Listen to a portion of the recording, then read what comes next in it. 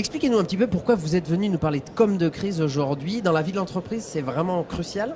Ça peut l'être, malheureusement ça peut l'être. Alors évidemment, lorsqu'on monte une entreprise, on a tous envie de communiquer sur son produit, sur son service, pour le faire savoir, pour avoir des clients.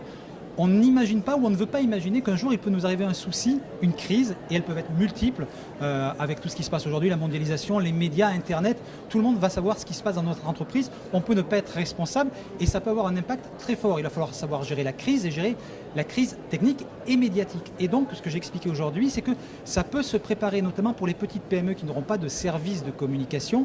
Il y a des questions toutes simples à se poser. Essayez de lister déjà tous les scénarios de crise possibles. Qu'est-ce qui peut arriver dans mon entreprise? Est-ce que je vends des yaourts? Est-ce que je peux avoir des bactéries dans le yaourt? Est-ce que l'emballage peut être coupant pour les enfants parce que j'ai changé de prestataire pour le plastique?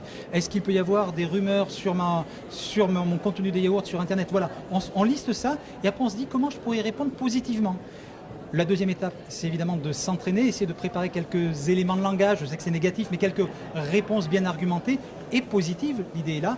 Et la troisième chose, c'est de regarder un petit peu ce qui se passe dans le contexte de mon secteur pour être prêt le jour où une crise arrive, en rappelant que crise en chinois se dit weiji. Chez eux, ça signifie danger, mais ça signifie aussi opportunité. On peut ressortir par le haut par une crise, c'est vraiment ça le message aujourd'hui.